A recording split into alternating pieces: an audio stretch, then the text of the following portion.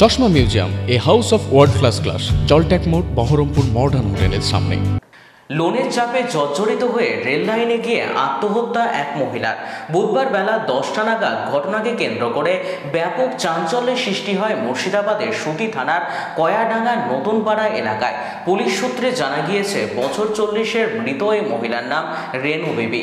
তার বাড়ি সুতি থানার বাজিতপুর পঞ্চায়েতের পুরাপাড়া এলাকায়।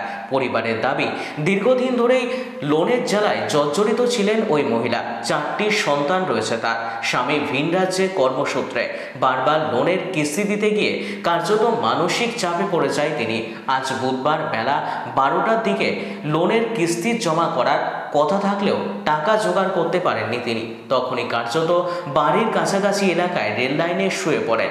তখনই একটি মালগাড়ি মহিলাকে দ্বিখণ্ডিত করে। 5টা 4টা ছেলে একটা মেয়ে।